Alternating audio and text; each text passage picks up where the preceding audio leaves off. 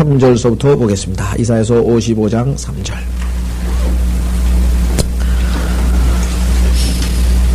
지난 시간에 말씀드렸지만 1, 2절에서 우리는 우리의 혼이 풍요함 속에서 스스로 기뻐하게 하라고 했는데, 우리가 참된 기쁨을 누릴 수 있는 것은 예수 그리스도와의 교제뿐이다. 하나님의 말씀을 통하여 우리가 예수 그리스도와 갖는 개인적인 교제, 개인적인 관계야말로 우리의 혼이 참 기쁨을 누리는 데입니다.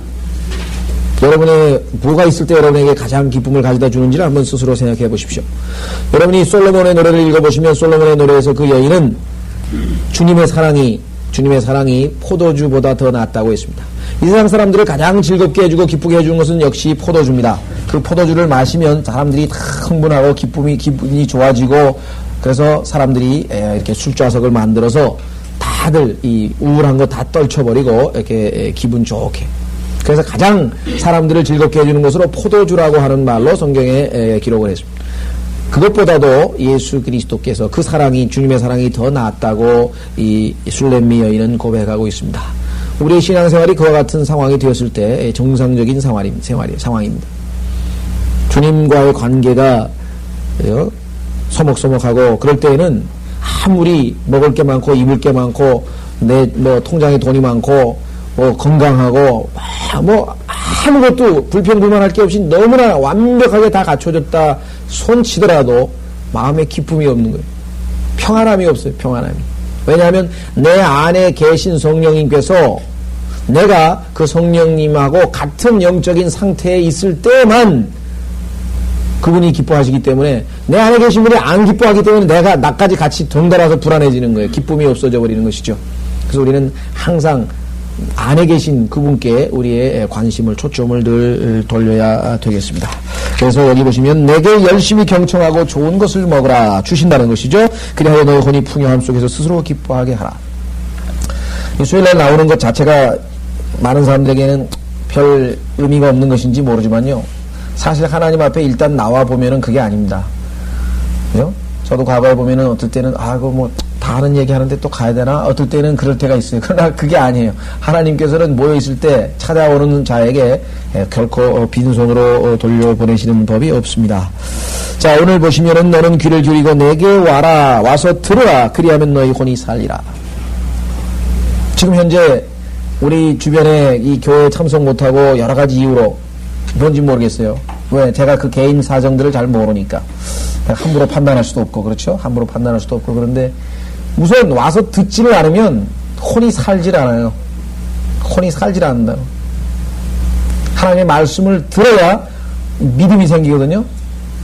성경의 말씀은 믿음은 들음에서 나온다. 그러니까 듣지 아니하면 믿음은 안 생기는 거거든요. 자동적입니다. 그렇기 때문에 하나님께서는 우리에게 이렇게 여러 가지 방식으로 들을 수 있는 기회를 주셨습니다. 테이프도 있고 책도 있고 어디 있지만은 늘 우리가 염두에 둘 것은, 하나님께서는 하나님의 자녀들이 모여 있는 것을 가장 좋아하시네요. 모여 있는 것을. 흩어져 있는 게 아니라 모여 있을 때. 여러분, 우리가 예화를 많이 들죠? 예화를 많이 들은데, 물론 혼자서도 주님과의 깊은 관계 가운데 찬양도 기쁨이 넘치고 감사기도도 넘치고 할 수 있어요. 그 나쁘다는, 잘못했다는 건 아닌데, 그러나 주님께서는 꼭 일주일에, 주일날 또 이렇게 주중에 한 번씩 모여서 거룩한 성회로 모이도록 하십니다. 여러분들 그 장작불, 그죠? 우리 벽난로라는 거예요. 벽난로 같은데 장작불 아주 타오르는 것. 잘 타오릅니다. 그런데 그 중에서 잘 타오르는 거 하나를 딱 꺼내가지고 바깥에 한쪽에다가 놔두면 조금 있으면 식어버리거든요. 그래서 하나님께서는 항상 이 모여있는 것을, 성도들이 모여있는 것을 참 기뻐하십니다. 초대교회, 우리가 얘기하는 교회 시대 초기에는 그야말로 너무 감격에 차서 거기는 매일 모였어요. 매일 모여서 밥도 같이 먹었어요. 그죠? 오늘날은 우리가 그런 비상 상황이 아니고 어떤 그 과도기적인 상황이 아니기 때문에 우리가 매일 삶 속에서 주님을 증거해야 되고 생활 속에서 주님을 증거해야 되고 또 우리에게 주어진 의무가 있기 때문에 최선을 다해야 되지만, 주님께서 우리 이렇게 영적으로 어두운 이렇게 세상에 유혹이 많고 그런 상황에서는 적어도 일주일에 2번을 우리가 모이도록 그렇게 하나님께서 배려하신 것으로 생각합니다. 자, 너희 귀를 기울이고 내게 와서 들어라. 그러면 너희 혼이 살리라. 이렇게 주님께서 말씀하셨죠. 예. 그래서 마귀가 하는 일의 첫 번째는 하여간 듣지 못하게 만드는, 또 와서 안정이 있는데 생각은 딴 데가 있는 경우가 있대. 그죠? 여러분 생각에는 그냥 교회 와서 그냥 괜히 조는 건 아니고요. 물론 피곤해서 좋으시는 분도 있어요. 그건 뭐 어쩔 수 없지. 피곤하게 일을 많이 했는데 여기 오니까 따뜻하게 앉아있다 보니까 졸릴 수도 있어요. 그건 뭐 그럴 수가 없다는 건 아닌데, 특별히 그렇게 필요할 일도 없는데 졸린다거나 아니면 쓸데없이 자꾸 공상이, 딴 생각이 자꾸 떠오른다든가, 이것은 기도할 때나 말씀을 읽을 때나 항상 마귀의 공격입니다. 그건 우리가 의식하면서 의도적으로 그럴 때마다 억지로 더 믿음으로 더 악착같이 해야지, 어째 오늘 잡생각이 떠오르는데 기도하지 말아야 되겠네. 그러면 마귀에게 역으로 당한 거죠. 속은 겁니다. 성경이 안 읽혀질 때, 그때는 억지로 더 읽어야 돼요. 읽혀질 때는 읽지만 안 읽혀질 때는 이거는 뭔가 방해가 있는 거거든요. 그죠? 입맛이 없을 때 그래도 억지로 꼭꼭 씹어서 먹어야, 그래야 몸이 건강이 유지됩니다.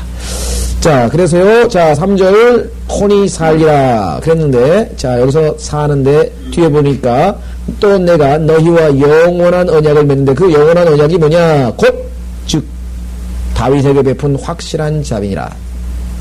다윗에게 베푼 확실한 자비에 대해서는 우리가 여러 번 봤었는데요. 신약에서, 사도행전 13장에 나오죠. 또 사무엘하 7장에 나오는데 몇 구절을 통해서 이것이 신약 성도들에게 주시는 구원의 영원한 보장의 약속이라고 하는 것을 우리가 한번 확인해 보겠습니다. 실제적으로는 역사적으로는 다윗의 씨에게 줬어요. 다윗의 씨. 근데 다윗은 영적으로는 예수 그리스도를 대표하고 다윗의 씨니까 그 예수 그리스도의 자녀인 우리에 대한 얘기입니다.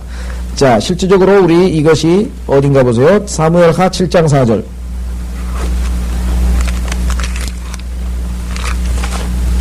사무엘하 7장 12절부터 보겠습니다. 사무엘하 7장 12절부터 16절까지. 자, 내 날들이 차서 내가 내 조상들과 함께 잠들 때, 이거는 지금 다윗이 솔로몬에게 한 얘기죠. 내가 내 몸에서 나올, 죄송합니다. 하나님께서 다윗에게 하신 말씀이죠. 내 날들이 차서 내 조상들과 함께 잠들 때 내가 내 몸에서 나올 곧 내 뒤에서 올 내 씨를 세우고 내가 그의 왕국을 견고하게 하리라. 물론 솔로몬에게 해당이 됩니다. 역사적으로는. 그러나 자, 문제는 솔로몬에게만 해당되는 것이 아니라 예수 그리스도, 다윗의 아들인 예수 그리스도에 해당된다는 것을 둘째 줄에서 알 수 있어요. 어떻게? 13절. 그가 내 이름을 위하여 한 집을 지을 것이요 나는 그의 왕국의 보좌를 영원히 견고하게 하리라. 아시다시피 솔로몬의 왕국은 얼마 있다가 쪼개지고 그 다음에 나중에는 바벨론 포로로 잡혀가서 끊겨버렸습니다. 나는 그의 아버지가 되어 그는 나의 아들이 되리니 만일 그가 죄악을 범하면 내가 사람들의 막대기로 사람의 자식의 채찍으로 그를 징책하리라. 그러나 내가 내 앞에서 제거한 사울로부터 내 자비를 빼앗은 것 같이 그것이 그에게서 떠나지는 아니하리니. 보세요. 사울의 경우는 자비를 하나님께서 거두어 버리셨지만 이제는 거두어 가버리시지 않는다는 것이죠. 그래서 우리는 이것을 이사야서 55장에서 하나님께서 용어를 다윗에게 베푼 확실한 자비라고 그렇게 정의를 내리고 있습니다. 그래서 16절 내 집과 내 왕국이 내 앞에서 영원히 견고하게 되리라. 내 보좌가 영원히 견고하게 되리라. 누구? 우리의 다윗인 예수 그리스도를 통하여서 그렇게 되는 것이죠. 자, 이것을 사도행전 13장에서 바울이 인용을 했습니다. 사도행전 13장 보시면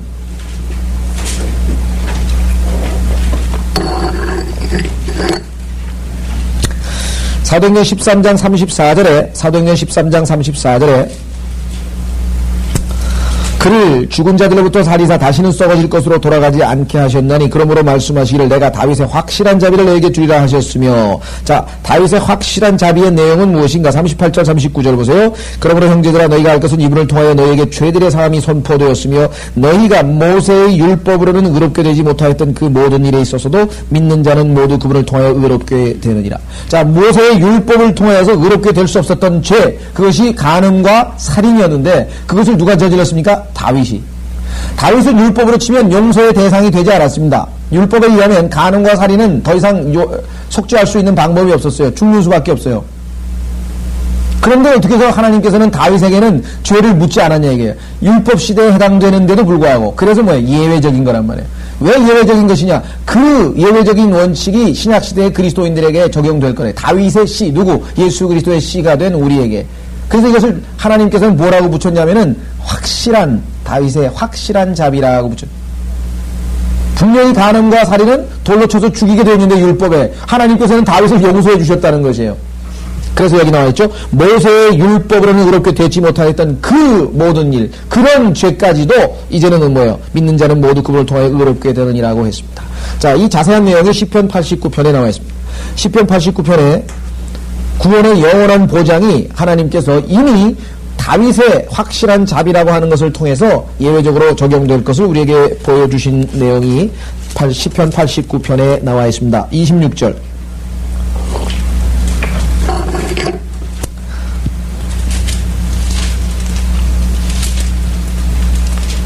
자, 실제적으로 우선 보시면은요, 89편 20절에 내가 내 종 다윗을 찾아 내 거룩한 기름으로 그에게 기름 부었도다. 이렇게 나와 있죠? 예.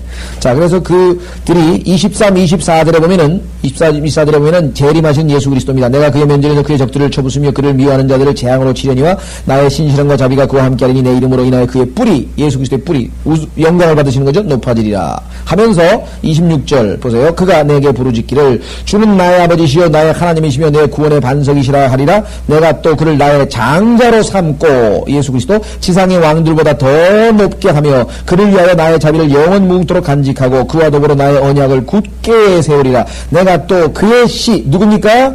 예, 예수 그리스도의 씨 여러분과 저죠 영원하게 할 것이며 그의 보좌도 하늘의 날들과 같게 하리라. 만일 그의 자손이라 그랬죠. 아까 씨가 바로 자손입니다. 내 법을 버리고 나의 명령들대로 행하지 아니하며 그들이 내 규례를 어기고 나의 계명들을 지키지 아니하면 내가 막대기로 그들의 죄가를 다스리며 채찍들로 그들의 죄악을 다스리리라. 보세요. 구원을 잃어버리게 한다든가 지옥에 보낸다든가 그런 말씀이 없습니다. 심판이 아니라 뭐예요? 막대기로 그들의 죄가를 다스리며 그들의 채찍들로 그들의 죄악을 다스리리라.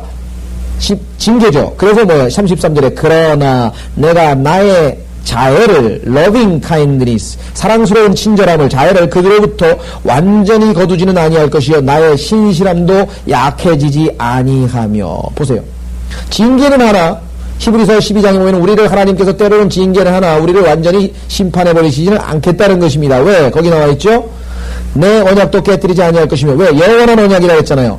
이사야서 55장에 영원한 언약 곧 다윗의 확실한 자비. 영원한 언약 곧 다윗의 확실한 자비. 따라서 언약을 뭐라고 했어요? 깨뜨리지 아니할 것이요 내 입술에서 낸 것도 변경시키지 아니하리라. 내가 나의 거룩함으로 한 번 맹세한 것은 다윗에게 거짓말을 하지 아니하리라는 것이라. 다윗에게 그의 씨가 영원히 지속될 것이요 그의 보좌는 내 앞에서 태양 같으리니. 이와 같이 우리는 예수 그리스도를 통한 구원의 영원한 보장을 다윗의 확실한 자비라고 하는 표현으로 성경에 기록한 것을 우리가 확인해 볼 수가 있습니다. 다시 이사야서 55장으로 가셔서요. 4절 보라 내가 그를 백성에게 증거로 주었고 예수 그리스도께서 우리에게 하나님의 말씀을 증거하셨죠. 또 백성에게 인도자 백성 물론 여기는 1차적으로 이스라엘입니다. 이스라엘에게 오셔서 예수님께서 하나님을 증거하셨어요. 하나님은 이러한 분이심을 증거했고 그 다음에 두 번째 백성에게 인도자가 되셔서 이스라엘 백성들을 목자로서 양을 인도하셨고 세 번째 명령자 즉 계명을 주셨죠. 명령자로 주었노라. 자 여러분 잘 아시는 것처럼 예수 그리스도께서 구원의 대장이라고 하는 표현이 나와 있습니다. 그죠? 여기서 커맨더라고 하는 것은 우리 사령관이라고 하잖아요. 보통 사령관. 한번 보세요. 히브리서 2장에 보면은 예수 그리스도께서는 구원의 대장이라 군인으로서의 예수 그리스도의 모습이 기록되어 있습니다. 히브리서 2장.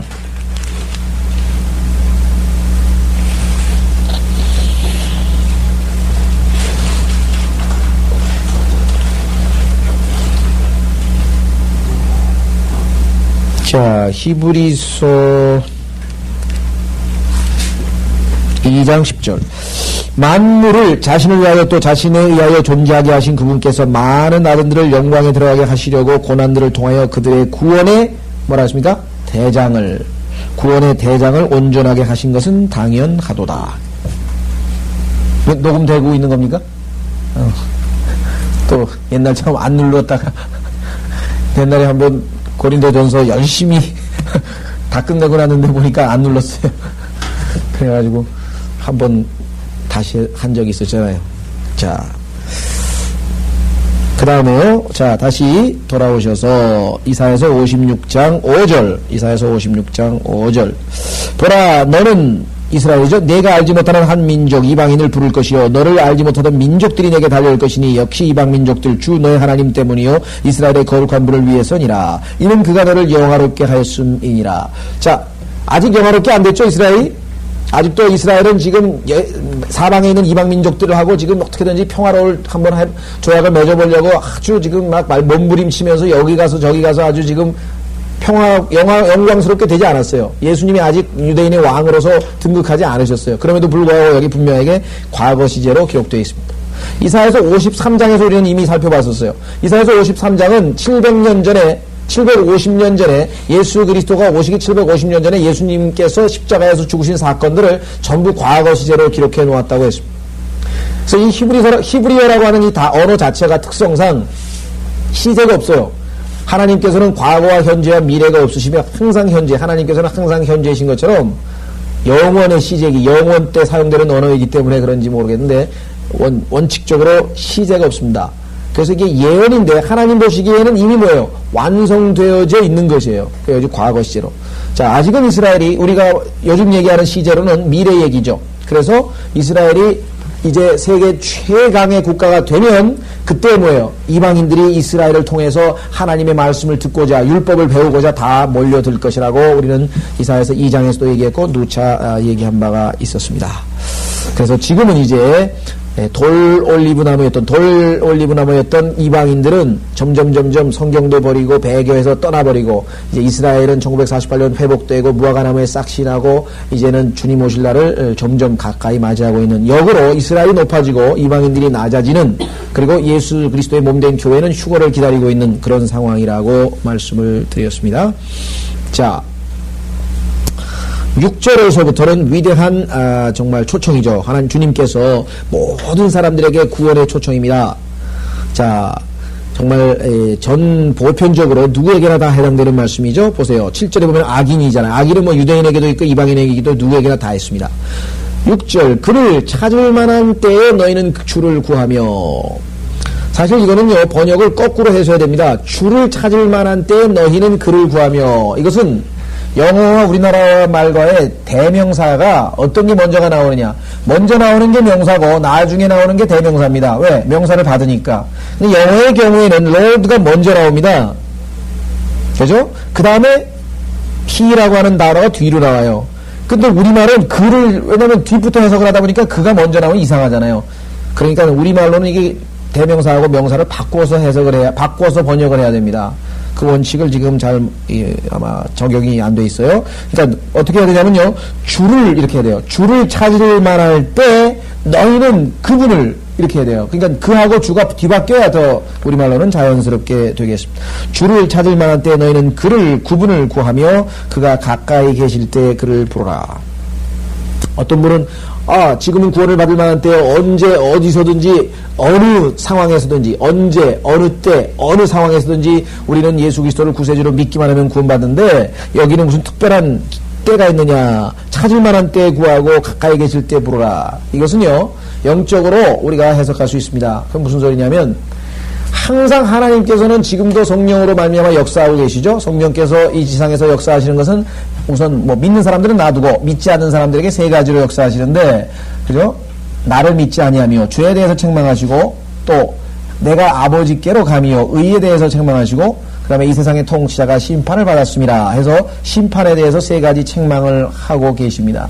그러나 그 어떤 경우에는 우리의 마음 상태가, 죄인들의 마음 상태가 그와 같은 것에 귀를 기울일 만한 마음 상태가 아니에요.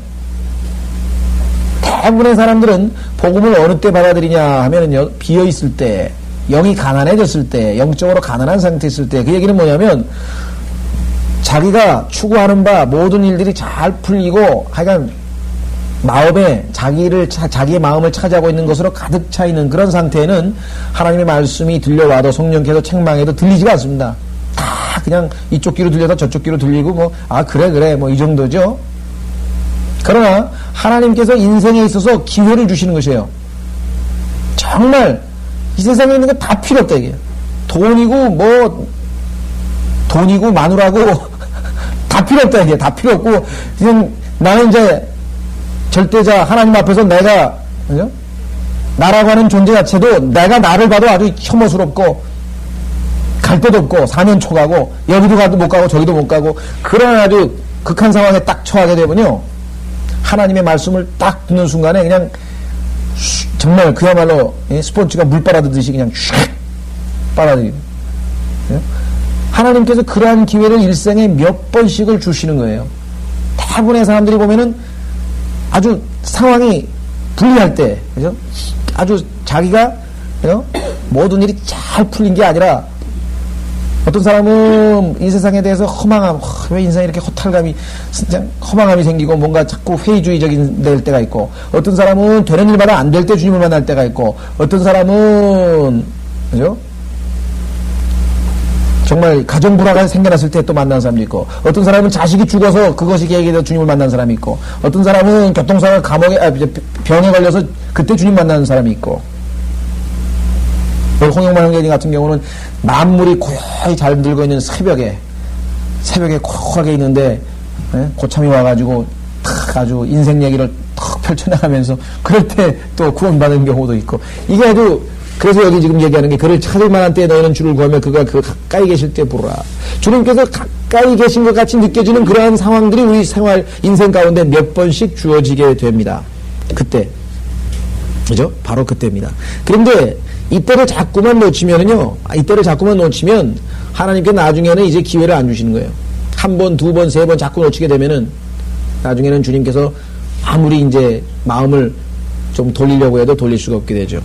과거에 제가 아는 그 여자 산부인과 의사가 하나 있었는데, 얘가 산부인과 의사도 보통 뭐 산부인과 의사니까 수입이 뭐 산부인과라는 것은 뭐 이제 아시다시피 이제 수입이 두 가지인데, 하나는 그냥 그 뭐예요, 산파로서 이제 아기 낳는 거 수술하고 뭐 그런 거죠. 때로는 뭐 절개 수술도, 제왕절개 수술도 하고 아이를 낳는 거. 그다음에 뭐 이제 산부인과니까 뭐 부인병들.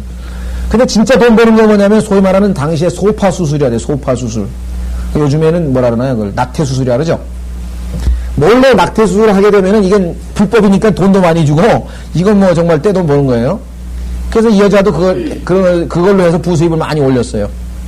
근데 어느 날 갑자기 마음이 턱 빈 것 같은데, 자기 영혼이 어떻게 될 것인가에 대한 그런 생각이 사로잡히게 됩니다. 내가 이렇게 살다가 내 영혼을 어디서 보낼까? 그런 마음이 갑자기 오면서 막 마음이 그냥 무거워지기 시작했어요. 그때 그가 하나님의 역사죠. 하나님께서 가까이 계신 그런 때에 주님을 찾게 됩니다. 그래서 하나님이 계시다면 내가 그분을 좀 알고 싶다. 이런 마음이 주어지게 됩니다. 그래서 사람마다 다 틀리죠. 물론 뭐 제일 축복된 사람은 어렸을 때부터 어머니 손잡고 교회 쭉 다니면서 정말 그야말로 차곡차곡 배워가지고, 그죠? 예, 잘 양육되면 그게 제일 복된 것이고요.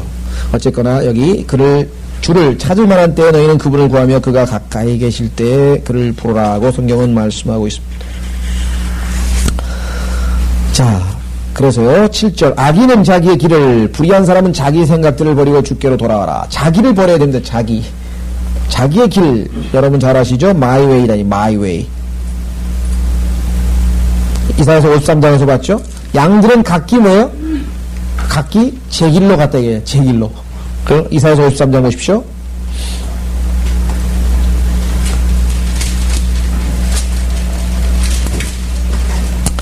자, 이사야서 53장에 보시면은요, 이렇게 되어 있습니다. 6절. 우리는 모두 양같이 길을 잃어 각자 자기의 길로 돌이켰으나, 제각각 내 인생은 이거야.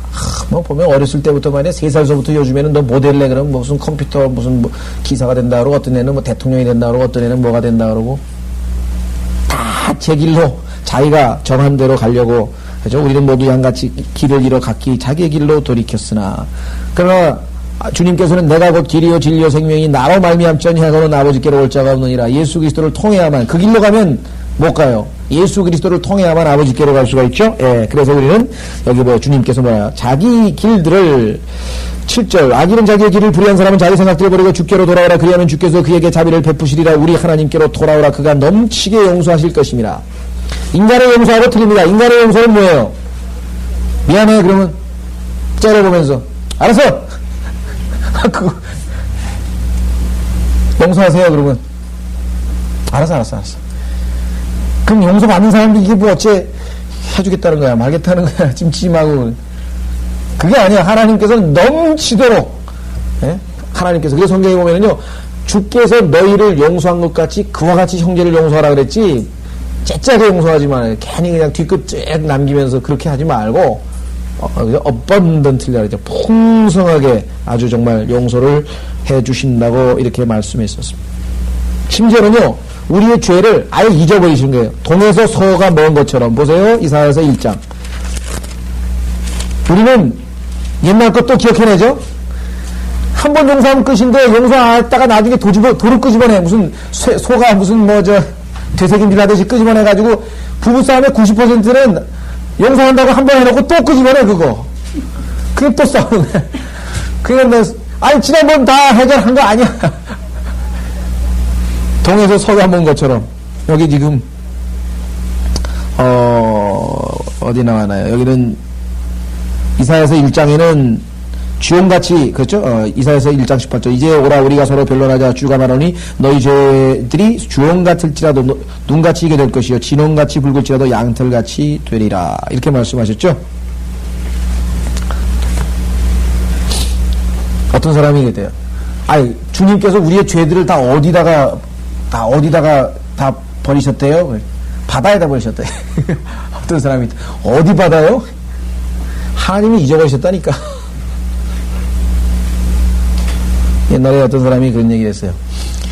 하나님께서는 우리의 죄를 전부 호수에다가 바다에다가 집어넣으니, 맞는 말이죠. 성경에 보니까 예수 그리스도께서 우리의 죄들을 짊어지시고 땅 지하에 가셔서 지옥에다가 우리의 죄들을 다 내려놓으시고 부활하실 때에는 뭐예요? 성경에 보니까 그냥 올라오셨어요. 죄를 안 가지고 올라오셔서 성경에 보니까 재림하실 때는 죄 없이 나타나신다 그랬어요.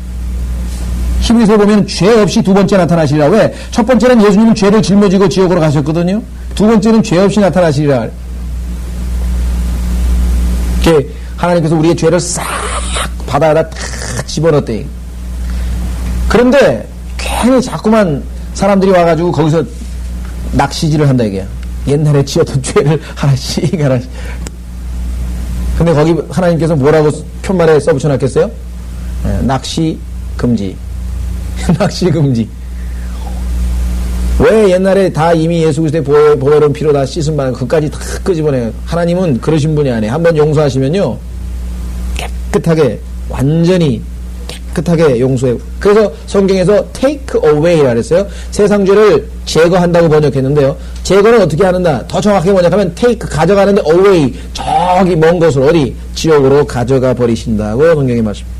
자, 그래서 6절, 7절. 우리하고는 너무 생각이 틀려요. 그렇죠? 우리 생각할 때는 어떻게 그렇게 죄를 많이 진 사람을 그렇게 용서하실 수 있을까? 그런 근거가 있죠. 예수 그리스도라고 하는 법적인 근거가 있는 것입니다. 자, 8절. 이것도 번역을 조금 고치겠습니다. 8절에는요, 이는 이유가 나와 있어요. for. 자, 주가 말하라를 좀 뒤로 보내세요. 8절의 맨 끝부분으로 보내시고, 이는 내 생각은 너희 생각과 다르며 내 길은 너희 길과 다르기 때문이니라. 주가 말하노라. 이렇게 번역을 해야 됩니다. 왜? 지금 6절, 7절의 이유를 지금 주님께서 설명하고 있는 거거든요. 아니, 어떻게 해서 죄인들을 그렇게 용서하실 수 있느냐 이거예요. 왜? 하나님의 생각하고 우리 생각하고 틀리니까. 우리 생각 같으면 뭐예요? 아주 괘씸하죠? 아주 그냥, 여러분들이 하나님이 돼서 하늘에서 내려다보세요. 인간이 하고 있는 소행을 보면은 어떻게 생각하나? 하나님 생각하고 우리 생각하고 틀리다는 게 다행이죠. 하나님 생각하고 우리 생각하고 똑같아 갔다가는 우리는 벌써 심판받아서 벌써 어떻게 됐겠죠. 벌써 어떻게 됐을 거라는 거예요. 자, 하나님 생각하고 우리 생각하고는 틀리다는 것입니다. 긍정적일 때가 있어요. 예를 들면 내가 기도도 안 했는데 하나님께서 내가 생각한 것보다 훨씬 더 놀라운 것을 주실 때가 있어요. 그렇죠? 그래서 에베소서 3장에서 기도에 대해서 바울이 얘기했죠. 우리가 하나님이 응답하실 때는 뭐야? 내가 생각하거나 구한 것, 내가 기도한 거나 생각한 것보다 훨씬 더 놀라운 응답을 하신다고 성경에 기록되어 있습니다. 그러니까 하나님 생각하고 내 생각하고 틀린데요. 때로는 우리에게 긍정적으로 그래요.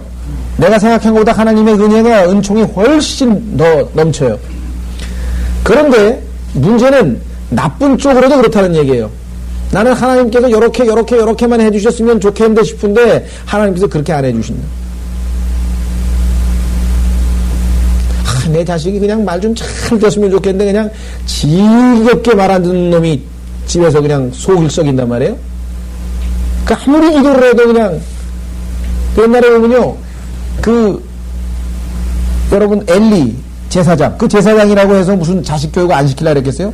사무엘은 또 어때? 사무엘은 정말 자식 교육 시키려고 했는데 사람들이 와서 사무엘 당신 같지가 않다. 당신 알고 하는 꼴이 응? 그렇죠. 그 자기가 바라는 바 이렇게 했으면 하고 바라는데 안 돼요. 그렇게 안 해주시는, 그것도 우리하고 하나님 생각하고 틀린 거예요. 여러분에는 나는 이렇게 했으면 하고 바랬는데 하나님이 정반대로 여러분들에게 하고 계신 게 뭡니까? 여러분들 한번 생각해요. 여러분이 기대했던 거하고는 완전히 다르게 좋은 면에서도 있고 나쁜 면에서도 있어요. 근데 우리는 아담의 속성이니까 뭐야, 하나님께서 항상 나보다, 내가 생각보다 훨씬 더 좋은 쪽으로만 잘해주시기를 바라요. 천만의 말씀. 하나님이 우리같이 그렇게 감정적으로 이리 왔다 저리 갔다 하시는 분이, 하나님은 우리를 계획을 짰어요. 하나님의 작품이라 그랬어요. 에베소서 2장 10절에. 하나님의 작품은 지금 현재 나의 모습하고는 거리가 굉장히 멀어. 그리스도의 형상이 우리 안에 이루어져야 되는데, 그러려면은 사도 바울이 갈라디아서 4장 19절에서 얘기한 것처럼 예수 그리스도의 형상이 너희 안에 이루어지기까지는 내가 해산하는 수고를 해. 여러분들 이 조각가가 작품 하나 만드는데 얼마나 많은 시간을 투자하는지 아시겠습니까? 하나 쫙가면서요, 그죠? 근데 문제는 그 돌이 죽어있으면 아무 말도 안 하는데 우리는 산돌이거든요. 그 산돌을 쪼니까 어떻게 해야 돼? 아프다, 이게 아프다. 그러니까 하나님 앞에 가서 무릎 꿇고, 그냥 아프다고. 근데요, 하나님께서 너는 이렇게 모습으로 조각이 될 거야. 예수 그리스도의 모습이 성경의 복음서를 읽어보니까 너는 이런 모습으로 바뀐다. 이런 인격의 모습으로 네가 바뀔 것이라고 딱 성경에서 예수님을 모델로 딱 제시해놨거든요. 근데 그거를 열심히 읽으면 뭐예요? 큰 뭐가 된다. 야, 내가 저렇게 바뀔 거다. 내가 예수님처럼 될 것이다. 인격도 바뀌고, 성경에 보니까 내 썩을 육체도 바뀔 것이다. 요한일서 3장에 보니까 내가 예수님이 나타나시면 나도 그와 같이 될 것이다. 그것이 결론이라고 하는 사실을 아는 사람은 뭐예요? 참는다고요. 이발소에 가면은 애들이 그냥 따가워 계속 불평불만인데, 어른들은 딱 참다. 왜? 아주 머리가 단정하게 정말, 그죠? 딱 아주 깨끗하게 그걸 기대하고 있으니까 좀 따가워도 인상 찌푸리지만 참네. 신앙생활은 똑같아요. 계속 아이처럼 그냥, 그럼 뭐라 그럽니까? 야 임마 참어 괜히 그냥 안 맞을 것도 똑같지. 아프고. 그 비명을 우리가 어렸을 때는 자꾸 지르는데요, 주사도 자꾸 몇 대 맞다 보면은 그 다음에 이제 안 아파요, 그냥.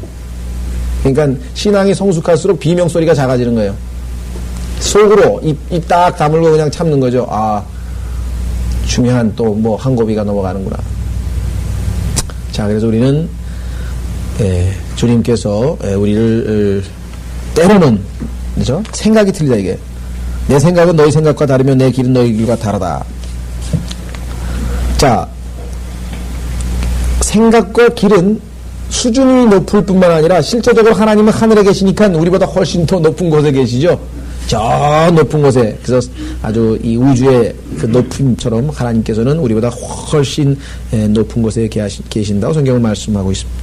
자, 9절. 하늘들이 땅보다 높은 같이, 차이가 하늘들이 땅보다 높은 같이 내 길이 너희 길보다 높으며 내 생각이 너희 생각보다 높음이라. 그러니까 너무너무 차이가 나니까요, 그냥 믿음으로 받아야지, 뭘 궁리를 해보고 궁리해보고 저 궁리해보고 왜 그러실까 해도 답이 안 나올 때가 있다고요. 도저히 이해가 안 가네. 모세 같은 경우죠. 모세 같은 경우. 언제는 주님을 위해서 일 좀 해보려고 해가지고 그냥 히브리 사람들 박해하는 그냥 이집트 사람 쳐 죽이고 말이지, 큰 주님을 위해서 내가 좀 한번 해본다고 할 때는 이게 그냥 막 잡으러 와가지고 아주 막 도망치게 신세를 아주 비참하게 만들어 놓으시더니, 80세가 돼가지고 이제 다 늙었고 그래가지고 이제 편의점 살라고 그랬더니 하나님께서 갑자기 너 이리 와봐. 하여간 모세가 생각해도 이해가 안 되잖아요. 그죠? 아니, 혈기 왕성할 때 한번 주님을 위해서 나서보겠다고 나섰는데, 그때에서는 안 된다고 어디 시골 구석에다 처박아가지고서 그냥 이방인 여자하고 그냥 목동으로 한 40년 지내게 만들더니, 이제 와가지고서는 이제 기력도 다 빠지고, 그때 와서 이제 주님이 내가 너를 해방자로 구출자로 보내니까 파라오, 어떤 거예요? 자기를 잡으러 파라오 앞으로 가라는 거예요. 우리 생각하고 하나님 생각하고는 나중에 아마 여러분들이 주님 앞에 가면은, 그때 그랬었구나. 그때만 정말 이해가 안 갔었어. 아무리 기도를 해도 발버둥을 쳐도 이해가 안 돼. 그래서 어찌하여 아니에요. 어찌하여. Wherefore라 그러는데 영어에서는 어찌하여 하나님 앞에 누구든지 그런 기도 안 드려본 적이 있습니까? 왜 나를 하나님 이러십니까? 자, 그때마다 우리 답은 뭐예요? 생각이 하나님하고 나온 틀리다는 거예요. 그래서 우리는 로마서 8장 28절에서 모든 것이 합력하여 선을 이루신다는 그것을 믿을 때에 문제가 해결되지 논리적으로 설명을 요구해봐야 되지 않습니다. 그래서 유명한 말씀이 있어요. 이 지상은 뭐 하는 것이냐? 신뢰하는 거예요. 하늘에 가면 뭐예요? 그때는 understanding 하네. 그때 하나님께서 나에게 견디기 어려운 고통이 그때 이것 때문에 이거를 하시기 위해서 하나님이 하셨구나. 그때 가면 이해가 되는 거고, 여기서는 그냥 믿음으로 모든 것을 합력하여 선을 이루시니까 나에게 유익하니까 하신다고 하셨으니까 나는 견디기 힘든 고통이지만 유익하다 그랬으니까. 자, 그래서요 10절에 유명한 구절입니다. 10절과 11절은 뭐냐면 비와 눈이 하나님의 말씀과 비유됐어요. 비와 눈. 여러분들 이 세상에서 사람들이 제일 많이 얘기하는 게 뭔지 아십니까? 이 세상에서 우리가 제일 많이 이렇게 대화를 나누고 물어보고 관심 갖고 하는 것 중에 하나가, 그 중에 하나가 날씨예요, 날씨. 야, 내일 날씨 어떻대? 내일 춥대? 비 오냐? 내일 눈 오냐? 그래가지고 이 뉴스마다 끝에 보면 맨 날씨예요, 날씨. 이 KBS인가 보면 방송에는요, 하여간 11시 매 57분인가 8분에 가면 매번 날씨, 오늘의 날씨 해가지고 날씨. 근데 하나님께서 비와 눈이라고 하는 이 날씨를 대표하고 있는 비와 눈을 하나님의 말씀에다가 비유를 해놔셨습니다. 자, 비와 눈이 하늘에서 내려 그것으로 다시 돌아가지 않고, 그랬더니 어떤 사람은 비와 눈이 성경에서 다시 돌아간다고 했는데 어디에? 전도서 1장을 보세요. 전도서 1장에 보면 분명히 비는 다시 내렸던 곳으로 다시 올라가죠. 순환하잖아요. 다시 구름이 돼서 다시 내려오잖아요. 자, 전도서죠. 1장에 보시면 그 놀라운 순환의 법칙, 그래서 과학적인 사실을 솔로몬이 3000년 전에 이미 알고 있었던 내용인데요. 자, 보세요. 5절, 또한 해도 뜨고 지며 그 떴던 자리로 급히 돌아가는도다. 바람은 남으로 불다가 북으로 돌이키며 계속해서 돌며 불다가 그 순환을 따라 다시 돌아가는도다. 이게 지금 제대로 돼야 되는데 인간이 환경을 파괴시켜가지고 이게 제대로 돌지 않아요, 지금. 엉망진창이 돼가지고 엘니뇨가 됐다, 라니뇨가 됐다, 뭐가 됐다, 지금 베네수엘라는 그냥 비가 왔다, 유럽은 무슨 폭풍우가 불었다, 엉망진창이에요, 지금. 이 지구라고 하는 이거를 지금 인간이 지금 그냥 완전히 망쳐놨죠? 자, 7절, 모든 강물은 바다로 흘러가나 바다는 여전히 채워지지 않으며 강물들은 발원한 곳으로 다시 돌아가는도다. 그 비가 내려가서 강물이 됐다가 다시 바다에 가서 수증기로 해서 다시 올라갔다가 구름이 됐다가, 그러면 이사야서에서 얘기한 것은 뭐냐? 아무런 일도 안 하고 바로 돌아간다는 얘기가 아니에요. 왜? 그 다음에 나와 있잖아요.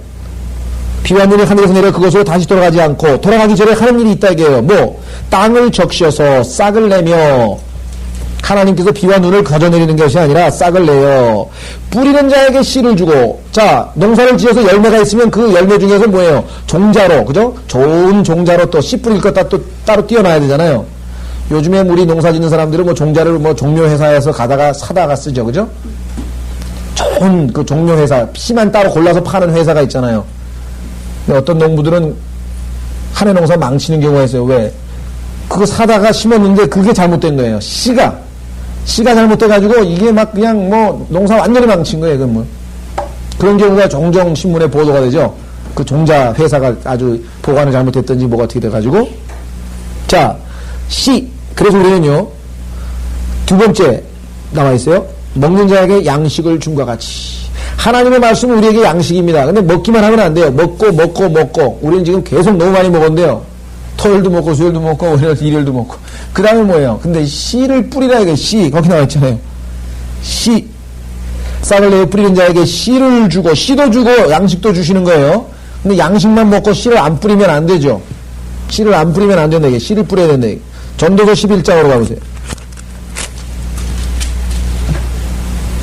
빵이 곧 씨예요. 어떻게 알 수 있어요? 보세요. 전도서 11장. 때를 얻든지 못 얻든지가 바로 여기서 나오는 겁니다. 바울이 얘기했던 때를 얻든지 못 얻든지란 말이 바로 여기죠. 너는 내 빵을 물 위에 던지라. 이는 여러 날 후에 내가 그것을 찾을 것입니다. 즉시로 뭐 보고 스프리칭 한다고 즉시로 막 사람들이 뭐 금방 영접하고 막 그런 거 아닙니다. 7이나 8에게 몫을 주라. 이는 어떤 재앙이 땅에 임할지 내가 알지 못함이라. 구름에 비가 가득하면 땅 위에다 비를 쏟을 것이요. 또 나무가 남쪽으로나 북쪽으로 넘어지면 그 나무가 넘어진 곳에 그냥 있으리라. 바람을 관측하는 사람은 파종하지 않을 것이요. 구름을 바라보는 사람은 거두지 아니할 것이라. 바람만 관측하고 구름만 바라봐. 아, 그 사람은 요즘에 뭐 심기가 불편한데 내가 복음 전해서 될까? 요즘엔 조금 좀 나중에 좀 기회를 좀 봐야지. 아, 그 사람은 나에 대해서 너무나 많이 알고 있기 때문에, 너무나 적나라하게 알고 있기 때문에 안 돼. 말로 해봐야 씨도 안 먹히니까 에이, 그 사람 놔두고. 이래가지고 맨날 계산만 하는 거예요. 바람을 관측하는 사람은 파종하지 않을 것이고 구름을 바라보는 사람은 거두지 아니할 것이라. 그럼 어때요? 영의 길이 어떤 것인지 아이를 낳은 여인의 태에서 뼈들이 어떻게 자라는지 내가 알지 못함 같이 만물을 지으신 하나님의 일들을 내가 알지 못하느니라. 그래서 6절에 너는 아침에 씨를 뿌리고 저녁에 내 손을 거두지 말라. 아침 저녁 누구든지 계속해서 하면은 뭐야? 왜? 이는 이것이 잘 될 것인지 저것이 잘 될지 또 둘 다 될지 내가 알 수 없습니다. 그래서 생각할 때는 저 사람은 어째 생긴 게 전도지 받자마자 그냥 찢어버릴까지 사람같이 생겼네. 아이, 관두자.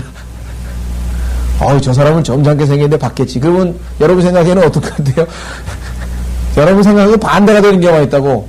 아주 고약하게 생긴 사람이 열심히 있고 점잖게 생긴 사람이 쓱 가면서 쓰레기통에 쓱 던지고. 그럼 우리가 어떻게 해야 돼? 그러니까 이 사람이든 저 사람이든 계속해서 아침에 뿌리고 저녁에 뿌리고 계속해서 하라는 거죠. 때를 얻든지 못 얻든지. 예, 그래서 오늘 자 11절 내 입에서 나가는 내 말도 그러하니. 다시 이사야서 55장에 보니까 말도 하나님의 말씀도 똑같아요. 비가 눈처럼. 자, 비가 눈처럼 똑같아요. 내 입에서 나가는 내 말도 그러하니 그것은 내게 헛되이 돌아오지 아니하고. 하나님의 말씀이 우리가 생각할 때는 자, 노량진에서 백날 외쳐봐야 뭐 지나가는 사람이 듣는 사람도 하나도 없어요. 그런데 그건 우리 생각이라고요. 하나님의 말씀은 결코 헛되이 돌아오는 거였어요. 비가 그냥 가는 것 같죠? 아니에요. 눈이 그냥 어디 녹아서 흘러가는 것 같죠? 아니에요. 그것이 뭐예요? 땅에 있는 식물에게 영양분을 공급하고 그래서 뭐예요? 싹스를 내가지고 뿌리는 자에게 씨도 주고 열매, 양식도 주는 것처럼 하나님의 말씀도 들으면 흘러가는 것 같지만 다 잊어버리고 집에 갈 때는 다 잊어버린 것 같지만 그렇지 않습니다. 여러분의 영혼에 양식이 되고 또 씨앗을 맺게 해주는 겁니다. 그래서 내가 내 입에서 나가는 내 말도 그러하니 그것은 내게 헛되이 되돌아지 아니하고 내가 기뻐하는 것을 이루며 보세요. 내가 보낸 곳에서 번성할 것이니라. 하나님의 말씀은 우리가 생각하는 것과는 달리 그 언젠가 반드시 열매를 맺게 됩니다. 지금은 아닌 것 같지만 모릅니다. 그래서 계속해서 우리가 씨를 뿌리는 것이죠. 자, 여기서 한 가지 짚고 넘어갈 것이 있는데요.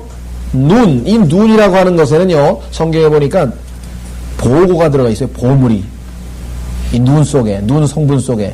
그런데 아마 모르겠어요. 사람들이 과학을 제대로 할 사람이면은 이 눈을 어떤 화학적인 반응을 일으키면 이게 빵이 될 거라, 이 빵. 먹을 것이 될지도 모른다 이거죠. 그것을 암시하는 구절들이 성경에 한 두어 구절이 있습니다. 자, 한번 보십시오. 욥기 38장 22절. 실제적으로 어떤 사람은 화학자는 이 눈의 성분을 조사해서 눈이 뭐 1입방 킬로미터당 뭐 얼마의 가치가 있다고 뭐 계산까지 한 사람이 있어요. 거기에 들어있는 모든 화학 성분이라든가 이런 것. 실제적으로 화학 비료 이외에 가장 식물에게 요긴한 비료는 눈입니다. 눈 오는 해는 농사 잘 되죠. 눈이 그 안에 있는 성분이 굉장히 이 식물에게 아주 이 영양분을 줍니다. 자, 욥기 38장에 보시면 22절 내가 눈의 보고 속으로 들어갔느냐 아니면 내가 우박의 보고를 보았느냐. 희한하죠? 아니 눈이 무슨 보물이 있어. 눈 속에 눈의 보물 속으로 들어가 본 적이 있느냐고 하나님이 욥에게 물어봐요. 그 다음에 뭐예요? 해일, 우박의 보고를 보았느냐 그랬어요. 근데 욥기 38장은 뭐냐면 내용 전체가 하나님께서 욥이 자기가 너무 의롭다 그러면서 하나님보다 더 의롭다고 하니까 하나님께서 욥에게 질문을 던지는데 전부 창조와 관련된 질문을 던집니다. 그래서 하나님께서 뭐라고 얘기하냐면 지구를 창조할 때부터 시작해가지고 쫙 질문이 한 30여 가지, 35가지인가 던지는데요. 그 질문 중에 하나가 뭐냐면 하나님께서 눈에 보물을 내가 숨겨놨는데 너는 그걸 본 적이 있냐? 눈에다가 보물을 숨겨놨는데 그걸 본 적이 있느냐? 그렇게 얘기를 해요. 자, 여러분들 19절에 뭐 많지만 제가 한 구절만 그냥 보겠습니다. 욥기를 나중에 테이프 들어보시면은 19절에 보시면 빛이 거하는 길은 어디 있느냐 그랬어요. 번역이 조금 잘못되어 있군요. 빛이 거하는 곳이 아니라 길입니다. 길. 그렇죠. The way라 그랬어요. 옛날 사람들은 이거를 읽고 어떻게 생각했어요? 시적으로 표현했다 그랬겠죠. 시적으로. 비과학적인 표현. 그러나 그렇지 않습니다. 최근에 여러분 아시다시피 뭐예요? 빛은 파동이라고 하는 것, 파장이라고 하는 것이 발견이 됐어요. 입자일 뿐만 아니라 파장이기 때문에 빛은 뭐예요? 길이 있어요. 가는 길. 그렇죠? 파장 안에 파장. 그래서 하나님 말씀이 이만큼 과학적으로 정확하기 때문에 이게 왜 보면은 전부 과학과 관련된 얘기입니다. 하나님이 정해놓으신 법칙이에요. 인간이 찾아낸 건 몇 개 되지 않습니다.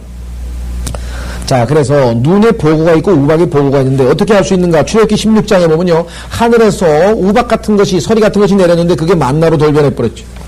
분명히 내리기는 눈이 내렸는데 아침에 일어나 보니까 뭐예요? 동글동글한 게 먹는 만나란 말이에요. 만나. 자, 보세요. 출애굽기 16장 14절. 출애굽기 16장 14절. 그 비결을 아마 하나님만 아시는 것 같아요. 출애굽기 16장 14절 보시면 보세요. 3절에 13절에 이는 저녁에는 메추라기가 와서 진영을 놓고 아침에는 진영 주위에 이슬이 깔리는데 깔린 이슬이 없어지고는 보라 광야의 지면에 작고 둥근 것이 놓였는데 마치 땅 위에 흰 서리같이 미세하더라 그랬죠. 자, 그 다음에 미카서를 보십시오. 구약성경 끝부분에 가면 미카서에도 동일한 비슷한 말씀이 나오는데요. 7장 미카서 7장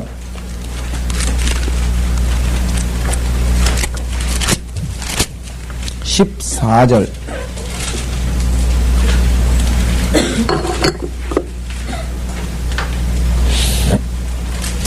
미카서 7장 14절에 보시면요. 예수님께서 재림하실 때 이스라엘 백성들이 한때 두때 반때를 광야로 도망을 가서 있을 때 그들을 먹이시는데 부양하시는데 주의 백성을 주의 지팡이로 먹이소서 칼멜의 한가운데 삼림 속에서 외로이 거하는 주의 유업의 양떼를 먹이소서. 그런데 언제처럼? 옛날처럼 바산과 길르앗에서 그들을 먹이소서. 15절 이집트 땅에서 내가 나오던 날들과 같이 내가 그에게 놀라운 일들을 보여주리라. 그때 하늘에서 뭐예요? 서리가 내려가지고 이슬 같은 게 내려가지고 그것이 하얗게 되더니 그것이 뭐예요? 곧 만나가 되었죠. 만나. 자, 그래서 하나님께서는 아마 우린 잘 모르지만 눈 속에다가 그 흔한 눈 속에다가 하나님의 뭐예요? 보고를 숨겨놨다.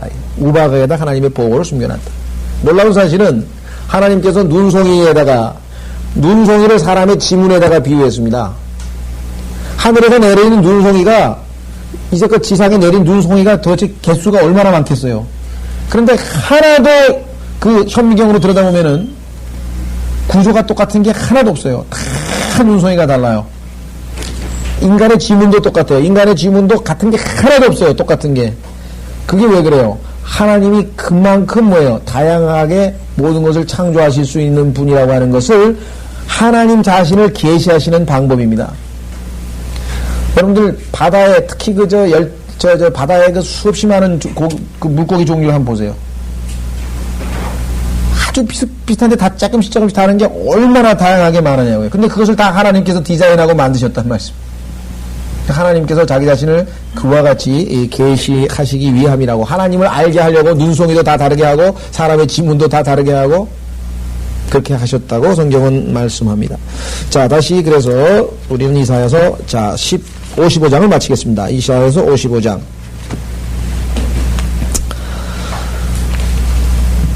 12절, 13절은 천년왕국대입니다. 그러므로 너희가 기쁨으로 나가서 화평으로 인도함을 받을 것이요 산들과 작은 산들이 너희 앞에서 노래를 터뜨리고 들의 모든 나무가 손뼉을 치리라. 자, 들의 모든 나무가 손뼉을 치리라. 비유적이죠? 들에 나무가 무슨 손이 있겠어요? 손 어떻게 손뼉을 쳐요? 그게 뭐예요? 하나님을 찬양한다는 뜻이죠. 근데 어떻게 찬양하는지는 잘 모르겠어요, 우리는. 다만 시편 148편에 보면은 구름도 하나님을 찬양하라 했고, 우박도 찬양하라 그랬고, 짐승도 찬양하라 그랬고, 모든 것이 다 하나님을 찬양하라고 했기 때문에 뭔지는 모르지만 하여간 찬양을 하기는 할 모양이에요. 근데 그것을 마치 나무들이 그죠? 손뼉을 치는 것처럼 하나님 예수 그리스도께서 다스리는 것을 환영하는 것처럼 그렇게 묘사를 했습니다. 그래서 성경에는 이와 같이 비유적으로 묘사된 부분은, 즉 문자적으로 해석이 안 되는 부분은 우리가 비유적으로 해석하죠. 예수님께서 나는 선한 목자라 너희는 양이라 그러면 우리가 뭐 네 발 달린 양인가요? 아니죠. 나는 문이라 나를 말미암지 아니하고는 예수님이 나는 문이라 I am the door 그러면 진짜 예수님이 문짝이냐? 아니죠. 그러니까 문자적 해석이라고 하는 것은 문자적으로 해석이 안 되는 경우에는 당연히 비유적으로 생각하는 거죠. 그것도 모르면 뭐 어떻게 유행가에도 나오는데 그대는 한 송이 장미 그랬는데 무슨 그 여자가 무슨 진짜 장미꽃인가요? 들판에 있는 장미꽃? 아니죠? 네. 그러니까 그런 걸 가지고 당신들은 문자적으로 성경을 해석한다면서 우리가 네 발 달리는 양 무슨 기어 댕기는 양이요? 예수님이 우리를 양이라 그랬으니까 우린 그래 본 적 없어요. 문자적으로 해석한다고 하는 것은 예를 들면 예수님께서 너희가 1000년을 다스리리라 그러면 그 1000년이 1000년이구나 그렇게 믿는 거죠. 14만 4천 명이라 그러면 그렇구나 그 믿는 건데 그 1000년이 아마 상징적인 숫자 아닌가 뭐 이렇게 한다든가 예수님께서 내가 내 집을 너희를 위하여 그죠?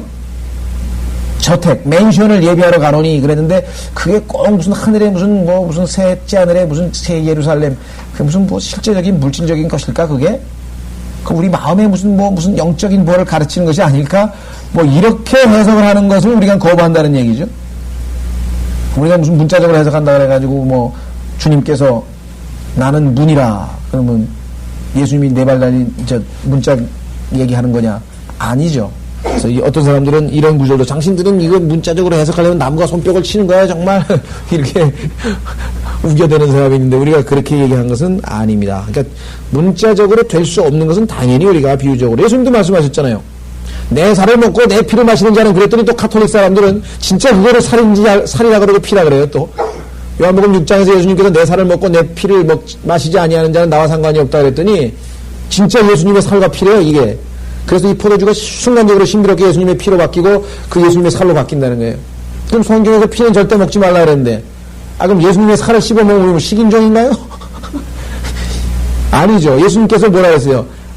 내가 너에게 말하니 육은 무익하니라. 너희를 살리는 것은 영이니 육은 무익하니라. 내가 너에게 이런 말들이 곧 영이요 생명이라. 그 예수님께서는 스스로 비유적으로 해석하고 있잖아요. 내가 너에게 말한 영과 살과 피, 그런데 그 살과 피, 진짜 살과 피, 육체, 그거는 무익하다 이게. 그럼 뭐예요? 뭐가? 영이 되게 살리는 것은 너희를 갖다가 영적으로 살게, 너희 혼을 살게 해주는 것은 영인데, 뭐가 영이냐? 내가 너에게 이런 말들이, words가 영이요 생명이라. 예수님께서 해석하시기를 예수 그리스도께서 말씀하시는 말씀에 대한 얘기구나. 근데 그걸 갖다가 실제적으로 살과 피를 먹겠다고 화채서를 주장하니 우리가 그러한 문제에 대해서 정말 상식적으로 주님께서 해석하시는 방법을 따르면 문제될 것이 없습니다. 그래서 여기서도 나무가 손뼉을 친다는 나무에는 손이 없죠. 우리가 비유적으로 얘기하는 것입니다. 자, 가시나무가 대신하여, 가시나무 뭡니까? 저주를 상징했습니다. 창세기 3장에서 전나무가 나오고 찔레를 대신하여 찔레와 가시나무 전부 다 성경에서 저주를 상징하는데 예수 그리스도께서 오시니까 뭐예요? 자연히 저주가 풀리고 어디에 나와요? 로마서 8장에서. 로마서 8장에서 보니까 이제는 뭐예요? 신음하던 자연적 모든 만물도 이제 하나님의 아들의 영광스러운 자유의 이름에 따라서 온전히 회복이 되죠. 그래서 이사야서 2장에 보니까 이사야서 11장에 보니까 뭐예요? 사막에 꽃이 피어 향난이 나고 그 다음에 강물이 넘쳐오르고 샘물이 넘쳐오르고 사막에서 그 다음에 모든 짐승들의 그 사나운 그래서 사나운 성질이 다 사라져가지고 사자와 어린 양과 뭐 이렇게 해서 다 같이 독사와 같이 지내는 완전히 회복되어진 지구의 모습. 그래서 여기서도 지금 가시나무를 대신하여 전나무가 나오며 찔레를 대신하여 도금양나무가 날 것이며 그것이 주께 한 이름이 되어 끊어지지 아니할 영원한 표적이 될 것이니라고 성경은 말씀하고 있습니다. 그래서 우리는 천년왕국 때에 이 자연의 모든 것들이 회복되는 모습을 12절, 13절에서 확인하게 되었습니다. 일단 지상에서 물론 그리스도인들은 이 자연 환경을 파괴하는 그러한 직장이나 그러한 일을 노골적으로 방치하거나 그래서는 물론 안 되죠. 왜? 관리를 하라 그랬으니까.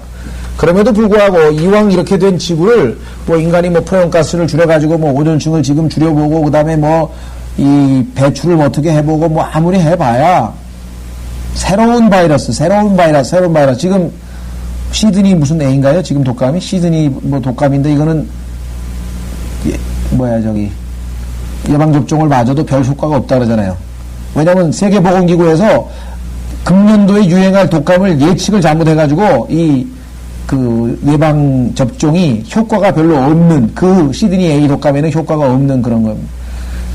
앞으로 신종 바이러스들이 어마어마하게 또 무슨 환경 호르몬이 어마어마하게 계속 나오게 될 겁니다. 뭐 그때마다 뭐 에이즈 나온 지가 지금 언제예요? 지금 UN 안전보장이사회가 세계에서 전쟁을 방지하는 기구 아닙니까? 거기에서 아프리카에 에이즈를 지금 의제로 올렸습니다. 금년에. 생각해 보셨어요? 왜? 이건 전쟁보다 더 무서운 거야. 그냥 지금까지 3천만 명의 그 케이스가 발병했는데 3,200만에서 1,600만 명, 절반이 죽었어요. 1,600만 명이 죽었어요. 에이즈 때문에. 몇 년도 안 됐잖아요. 한 20년밖에 안 됐죠. 그럼 서울 인구가 얼마예요? 서울 뭐 안양 뭐 해가지고 서울이 수도권 전체가 약간 경기도까지 포함해가지고 싹 다 죽은 거예요. 그냥. 우리나라도 지금 1,000명을 돌파했는데 등록된 것만 1,000명이고 최소한 10배랍니다. 왜? 자기가 보균자인지 아닌지를 모르는 사람들이 지금. 우리나라도 지금 뭐 예외가 아니고 아프리카의 케냐 같은 나라는 뭐 인구의 40%인가 보균자가 돼가지고 완전히 국가 재앙. 우리를 치면은 홍수나 가지고 막 그 이재민 나듯이 그냥 재앙으로 지금 선포가 되어 있습니다. 그러니까 환경을 인간이 망쳐놨는데 우리가 생각할 때는 인간의 힘으로 그게 고쳐질 것 같은데 하나님께서 오셔서 깨끗하게 다시 완전히 고쳐서 새 땅으로 만들기 전에는 고쳐지지 않습니다. 오늘 여기 주님께서 오시면 가시나무와 찔레나무, 저주를 상징하는 모든 것, 예수님의 머리에 가시면류관을 쓰셨잖아요. 우리를 대신해서 저주를 받으신 것이죠.